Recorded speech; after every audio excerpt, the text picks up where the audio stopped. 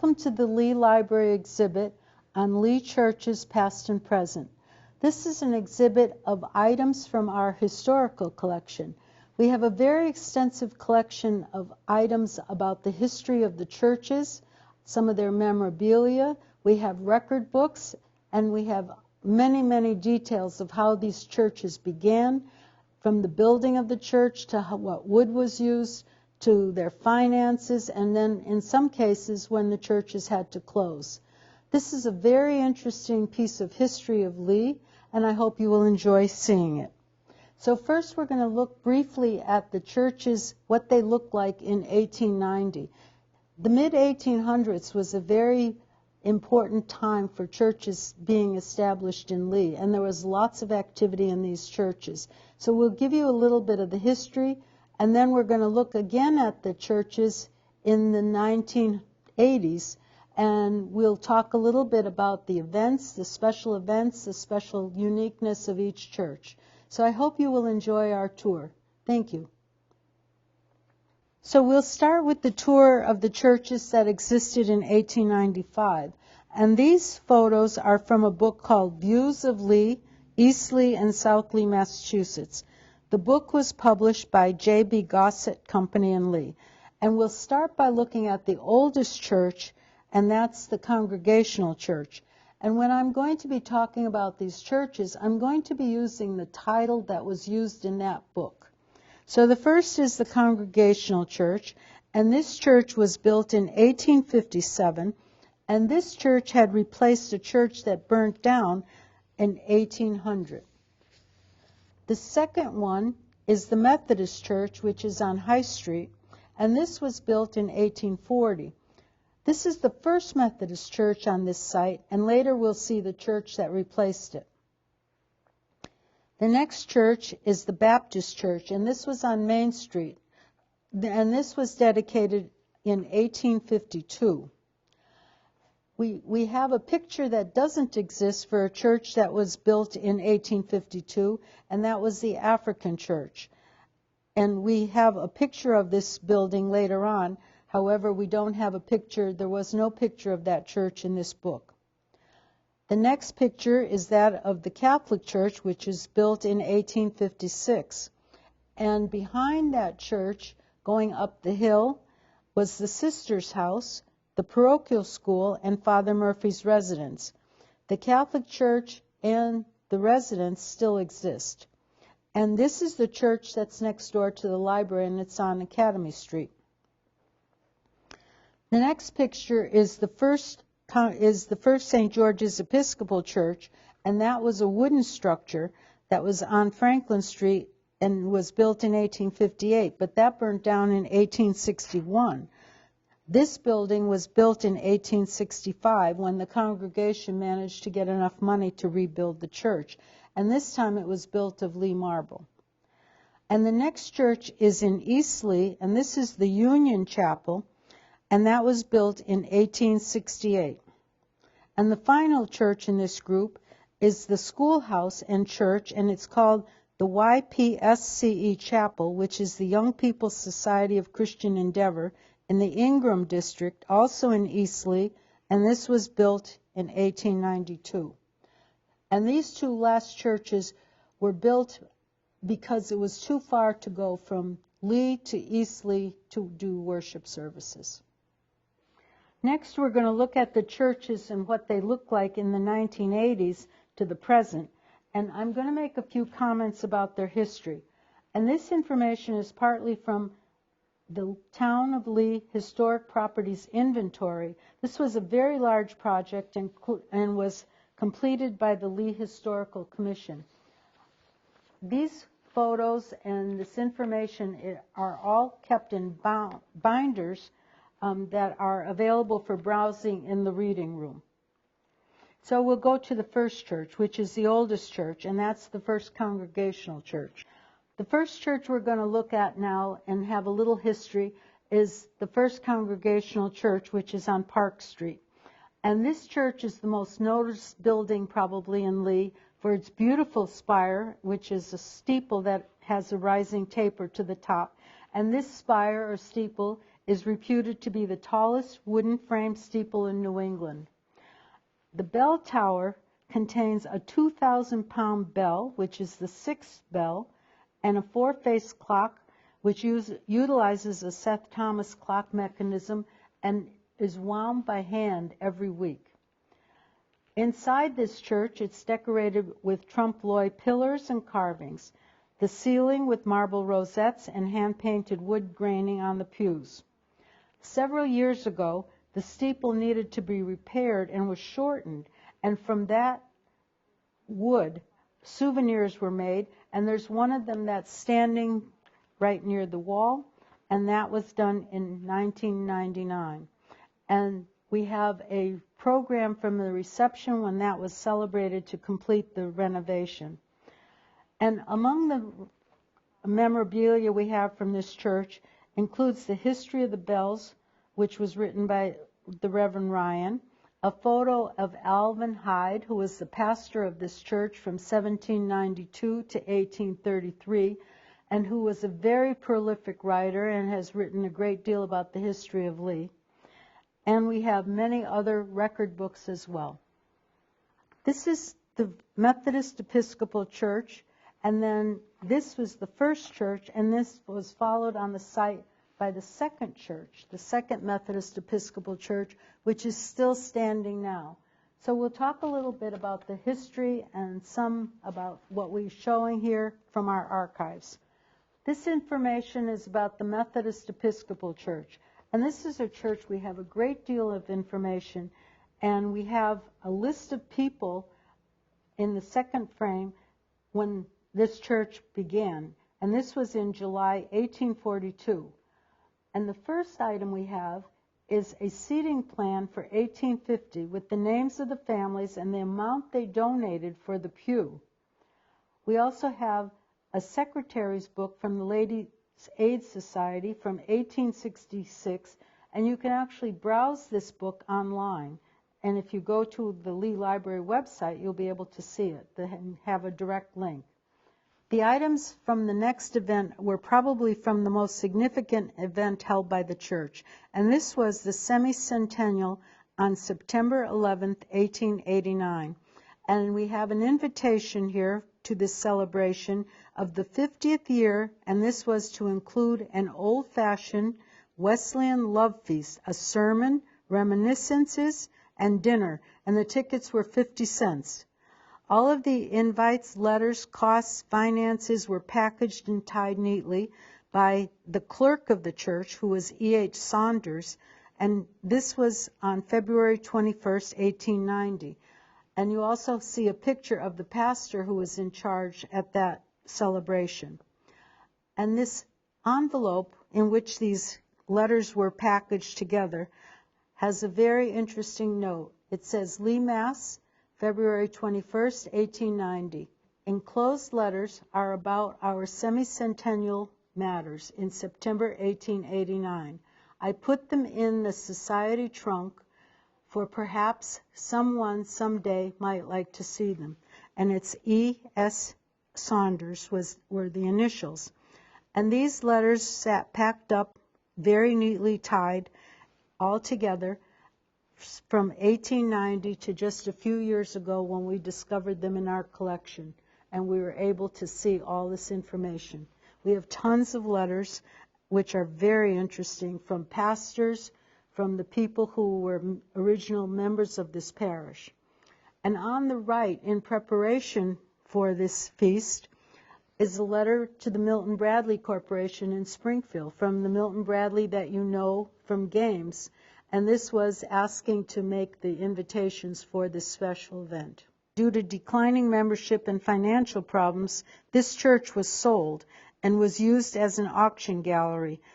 It is now being renovated once again for luxury apartments and still sits on High Street. Baptist Church on Main Street is our next church, and this church continually struggled financially and with diminishing members and was sold several times. The church was later purchased and presented to St. Mary's Church, the final owner of this building, and was used for activities for many years. Now it's the parking lot across from St. Mary's Church. The African American Methodist Episcopal Church was erected in 1852, according to the Hyde History of Lee, from 1777 to 1877. It's shown on the 1876 map of Lee. In 1878, there were approximately 100 black people in Lee, of whom 24 joined together to form this church.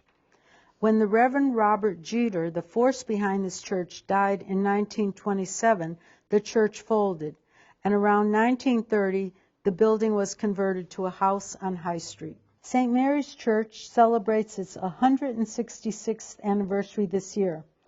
Lee was a Protestant town in the first half of the 19th century, and this was the time of the potato famine in Ireland, and people left Ireland by the thousands. The Irish who arrived in Lee were Roman Catholics, and they worked on the construction of the railroad and found work in the paper mills and marble quarries. To meet the spiritual needs of the Catholics, the Catholic purchased the present site in 1854, and the first use of the church was in 1857. And now some facts about St. Mary's Church. This church is the oldest parish in the Diocese of Springfield. This is also the oldest wooden church in the diocese. St. Mary's still has a school on Orchard Street. The old St. Mary's School was moved from its site behind the church in 1989 and renamed the Chambéry Inn, which continues to operate today on Main Street. It was quite a sight to see when that church, or when the school came down Academy Street on a flatbed truck to its place on Main Street. And then the last structure that was added to the church was an oratory, which was dedicated in July 2000.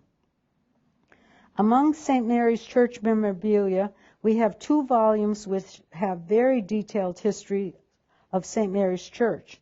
The beautiful watercolor on the cover of one of the histories was painted by Hilary Walker. St. George's Episcopal Church is shown here, and items from their church.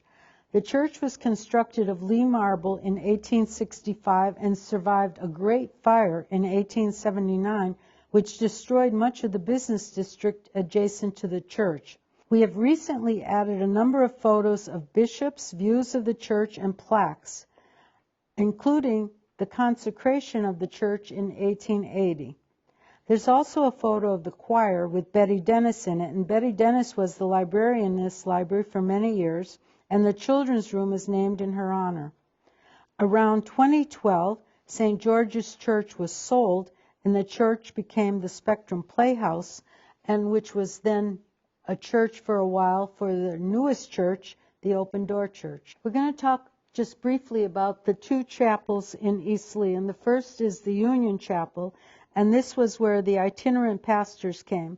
And this is a photo of the bells in that chapel that were found in a cellar. This chapel existed from 1868 to 1955 and became a house. The YPSCE Chapel, or the Young People's Society of Christian Endeavor, in the Ingram district of East Lee, started in 1892. And we have the Certificate of Incorporation for the purpose of building a church under the name of Christian Endeavor Chapel Association. And we also have a record book and that shows the Constitution as it was formed and records of the preliminary meeting in 1887. We have a pledge card and the explanation of the Christian Endeavor Society. And this building also was turned into a home. St. Francis Church was built in 1882, and this was a mission church for St. Mary's in Lee. The cost to build this was $3,000. In 1910, it was no longer a mission church, but a single parish with St. Vincent de Paul in Lennoxdale. In 1953, the church was renovated and a stained glass window behind the altar was covered. Around the 1980s, the window was uncovered, and it's believed to be a genuine Tiffany window. Since 2012, this church serves as the St. Francis Gallery on Route 102 in South Lee. Church of the Good Shepherd was built in 1901. It was built as the mission church to St. Paul's Episcopal Church in Stockbridge. The site was donated by the Hurlbut family of South Lee. The main room seats 150 people. In the 1950s, this church separated from St. Paul's and became a mission church for St. George's Church in Lee. And recently it's become a museum. Berkshire Hills Baptist Church on Route 102, Pleasant Street, Lee, is one of our newer churches, and we have the program for the dedication ceremony in 1963. The pastor of this church is Pastor Doug Mann. And now I'd like to have you meet Pastor Jim Gunther, the pastor of our newest church in Lee, the Open Door Church. I'd like to welcome Pastor Jim Gunther from the Open Door Church. And this is the newest church in Lee, and we're delighted to have you come and talk to us and join our exhibit. And I'd really like to hear all about your church, the history, how you got organized. So thank you. And let's start with the organization. How did this happen? So in other words, why are we here? Yes, And yes. how did we get here? Exactly. Okay. Yeah. All right. Well, I'd pastored a church in New York, in Niskayuna, Trinity Baptist Church, for over 23 years. And during that time, we had a radio broadcast of our services. And so I received a call one day from a family in Pittsfield. And I was told, the man who I was talking to told me that there were 3 families meeting together on Sundays and listening to me preach on the radio. And he asked, can you help us start a church in Pittsfield like your church? So we had a man there that was helping us start churches. So he went over, and that was the beginning of what is now the New Life Community Fellowship in Pittsfield. Right. And so New Life, and the reason I tell you that is because Pastor Jeff Black, who is there, came to that church while I was pastoring in New York. And then when we left New York, we moved to Brazil for 3 years, worked as missionaries there. And then when we were coming back, Jeff's the one who contacted me and said, would you like to start something new? And he had a vision for starting a church in Lee. There were some people going to his church that were from this town, and so he just had a burden to get it started. And so he had started actually having Wednesday night services over here at the Spectrum Playhouse. And so with that, he started that in March. We moved back to the country in November. And as soon as we moved back, we came and started working with the group on Wednesday nights. Wow. And up until that time, Jeff was doing the speaking, and his minister of music, Nick Wintard, was doing the music. And so I stepped into that. And then it was in March that we were able to start Sunday morning services there at the Spectrum. And so was it by word of mouth your congregation built, or how did that happen? Well, a few of the families had been attending New Life. And so whenever we decided that we were going to begin on Sunday mornings, which was in March of 2013, we actually sent a mailing out to the entire area. Some 5,000 postcards went out saying we're going to start on the first Sunday of March. And so we had a fair attendance that day, mostly people out of curiosity. But the church has grown more from, in addition to those first families that came from New Life, church has grown from the people inviting others and just word of mouth and whatever, people finding out about the church, coming and visiting with us to see what it's all about.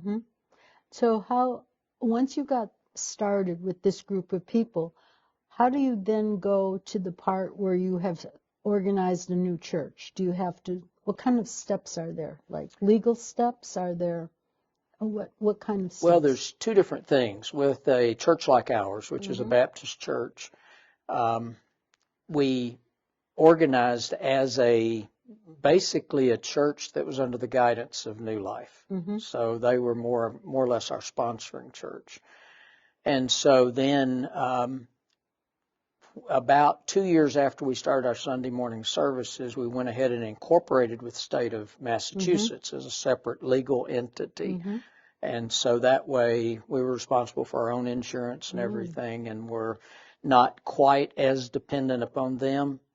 but then we had to come to a point where we were self-funded so that we did not need the assistance of other churches, because in the beginning we had help from many other churches, including New Life, which supported us right up until the time that we actually, just last year, constituted as a church. And that is declaring, basically celebrating the fact that we've come to a point that we're not only able to self-govern, but we're also able to support ourselves. And so we didn't need the financial assistance from other congregations. And so with that, at that time, we had another big service, constituted the church, and we're now totally a self-governing, self-supporting congregation. And who are members of your young people, older people, mixture? We have a variety. In the beginning, we had a lot more families with children. We had a strong children's ministry. It seemed like when COVID hit, that declined. Yes. We had some families move away from the area during that time, and families just weren't visiting churches during COVID. Right. In fact, you know that we shut down for a time, and that sort of thing.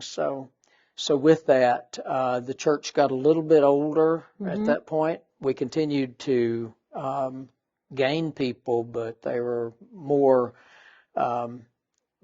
older people without children. So we are just now recovering and coming back to that point of more children's ministry, youth ministry. We have started we have a young man working with youth that has started working with our middle school kids on Friday nights, and our older youth on Thursday nights. So we're doing that, and we're building up our children's program. We have a big event coming up in a couple of weeks, and then we always have Vacation Bible School with the kids. So we're building back. But that's good. It's been very tough to build back, and on all places, not just churches. I think it's been a very difficult time. So it has been, but God has been blessing, and recent days have been much better than they were at that time. Good. That's good news. And one thing we didn't mention is that your church, the Open Door Church, is on Summer Street. Yes. And so tell us a little bit about the property, where you are, how you got that property. Okay.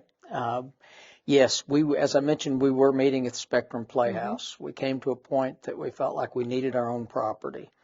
And so we began looking in the area, and there wasn't a lot that was available. And we knew about the property on Summer Street, which is 30 acres in size, and had 5 buildings in various states of disrepair on it. Right. And so, when we decided, really got serious about trying to find some place, the price on that property had dropped to a level that we felt we could do something with. And so we made an offer, and to our surprise, even though we had to make it contingent not only on church approval, but also on financing and things of that nature, yet and still they accepted our offer.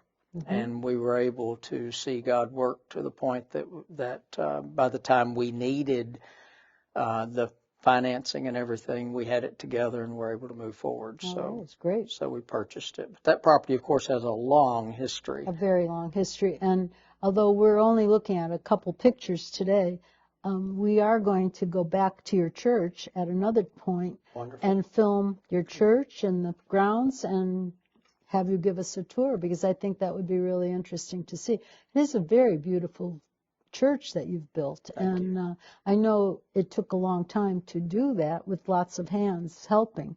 So tell us how long that took.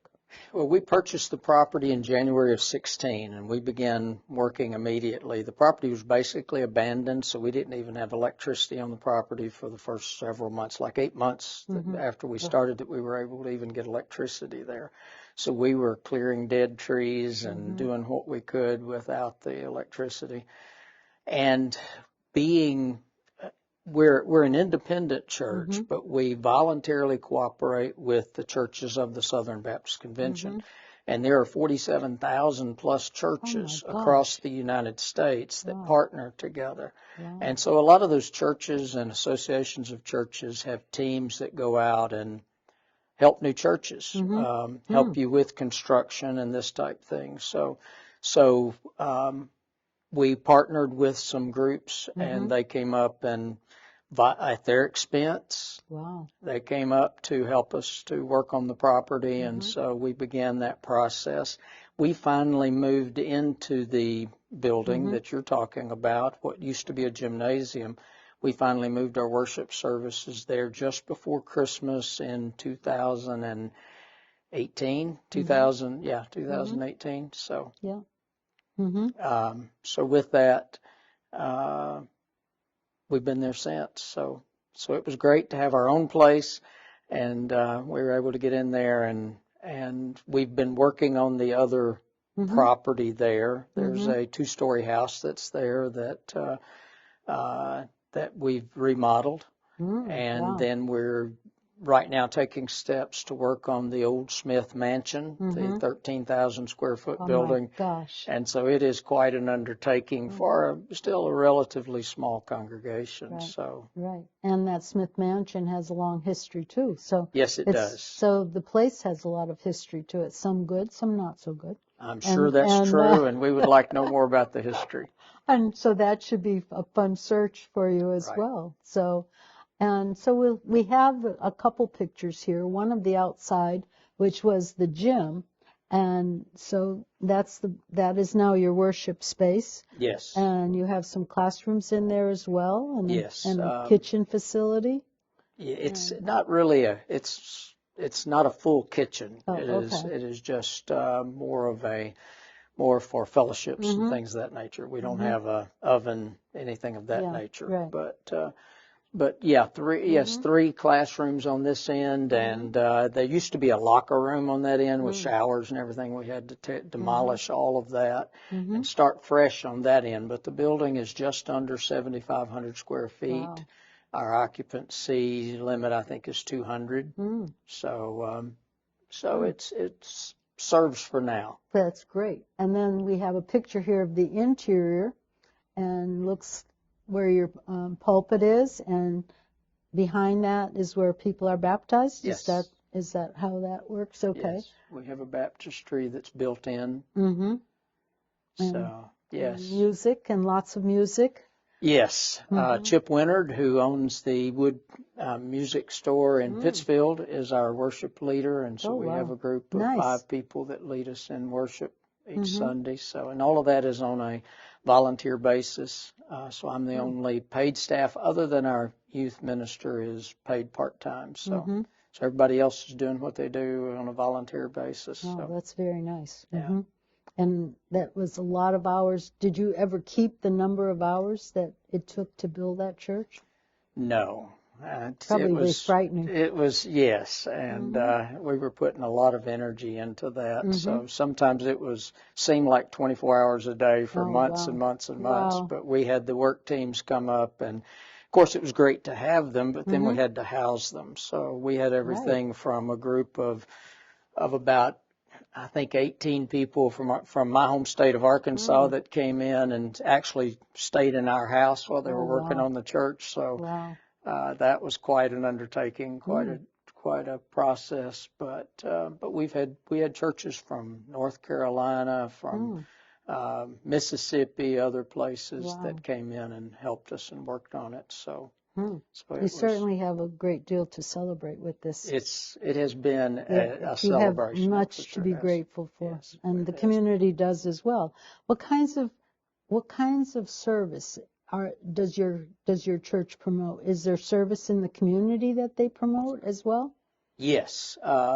We've wanted to be a part. We've tried to be a part of the community here ever since we started. We try to have entries in the parades that are taking place in town, Memorial Day and Founders Days, and we're able, while we were at the Spectrum, to have to have something right behind where we had a party trailer that we brought in, had popcorn and snow cones and all of that, and a bounce house and all of that. So we're going to try to do that again this that's year. Of course, great. COVID kind of Yeah, stopped that, yeah, right. but we're hoping to do that again this year, but we Mm-hmm. don't have that space. Mm-hmm. But anyway, so we want to be a part of that. We also want to develop our property to where that people in the town can see it as a place that is helpful to them. For instance, the outside recreation that we're wanting to build as we demolish that one building.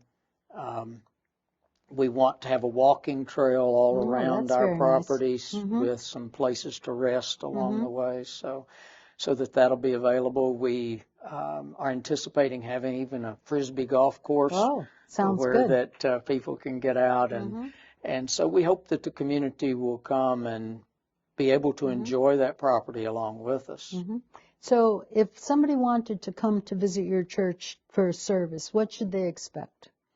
Okay, we worship at 9:30 on Okay. Sunday mornings. If anybody wants to see what that's about, they can go to Facebook. It's Open Door Church of the Berkshires, and so they can get it. They can get it up there or at our website, which is odcb.org.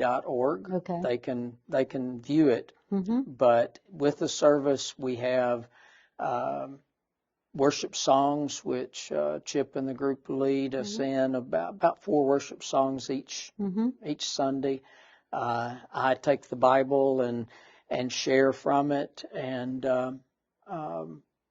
share a passage of scripture that I hope will be helpful to them, but also I try to stay very close to what the scripture says and not put a lot of opinions upon it or anything else. Just try to say this is what God says. And so I preach. We also do something a little unique, and that is one of the figures here in Lee is Ollie Zabian, and you may know, I'm sure you know Ollie. Yeah. And he and I do a little skit each week to where Oh, that that's he takes interesting. on different characters, and it's quite the unique situation. So you would see that. So it's Ollie's quite the character, so. he is Yeah. for sure, and so he gets into these various characters, and it's usually we try to share a biblical truth, but do it in a way that the children can understand it and where it enhances, so it goes along with the sermon. Mm-hmm. So that sounds very. so it's not a uptight, super traditional church in the sense there's not a lot of liturgical type things. It's more relaxed than some churches are. So it's just a little bit different flavor of church. So everyone is invited, since Everyone that's is the welcome. open. Anyone is welcome that desires to come and worship there. That's very nice. It's called Open Door Church for That a reason. I knew that, but I thought, well, I just want to hear it again. So Yes. make sure everybody else hears it as well. So Yes, that's very and there's nice. a reason why we have named it that, and that was really inspired by a couple of scripture verses that really stated what we wanted to. And if it's okay, I'll just share with you those 2 key verses. Yeah. One of those is found in the book of Revelation, where that Jesus is talking to the churches. And to the church at Philadelphia, he says this. He says, I know your deeds. Behold, I have put before you an open door, which no one can shut. Because you have a little power and have kept my word and have not denied my name. And so that is important to us, because that is really what we want to do. We want to be a church that we keep his word. We stay with Scripture. You know, people talk a lot today about what do you think about this and what do you think about that? And that's fine. Everybody has their own opinions. Right. But we believe that only one is the ultimate wise one, and that is God. And so we choose to go back to the Scripture and say, what does the Bible say about this? So we want to keep his word, not deny his name, to where that we share with people about Jesus. And so he says, I set before you an open door that no one can shut. That's very nice. And so an open door for missions, an open door for ministry, whatever that entails. We just believe that that God has a plan for us. And so we try to approach it, what is God's will? And then if we know God's will, then we expect him, we depend upon him to provide what's necessary for that. So that has been our primary theme verse. And then the other one is from John 10 where Jesus said, I am the door. Mm-hmm. And he says, if anyone enters through me, he will be saved and will go in and out and find pasture. Mm. So what our desire is for people to be able to know how they can have a relationship with God. Mm-hmm. And having a relationship with God that they will know that is a relationship. It's Mm-hmm. not something to where you just acknowledge God in some fashion, but you can spend time with him, Mm-hmm. and you know that he's always there with you in the difficult times and the good, Right. good times as Right. well. So those are the two verses that have really been our foundational verses for this, and why we call the church the Open Door Church. So it's not only saying to people who have not yet come, you're welcome, but also saying to our people, there's nothing God can lead us to do that he's not going to provide for us to do. Wow, that's very nice. Thank you very much for sharing that. Those passages are really lovely. Yeah, they are. They are. So before we end this, would you like to just show us a little bit and talk a little bit about the pulpit? Yes. What we have here is a pulpit, a lectionary that Myron Hood built whenever we started the church. And Myron built it so that I'd have some place to stand so that I could teach from and preach from. And you'll notice here that he has carved into it the theme verse for the church. Behold, I have put before you an open door which no one can shut, because you have a little power and have kept my word and have not denied my name. And that's from Revelation chapter 3, verse 8. So beautiful piece of work that he has, and I used to put my Bible on it and just share the truth of the Word of God from it. So Myron's still part of the church, and he's certainly a part of this town. He is. And so this has been a blessing. But he's a great talent when it comes to woodworking, and certainly has used that for the glory of God in this instance. In order to find more information about this topic, you can browse some of our digitized materials, and that's the Gleaner newspaper from the 1800s. You can also check out our photo collection and some of our record books that are digitized, and you can check these out with direct links from the library website. We have also digitized some other materials that can be found on our website.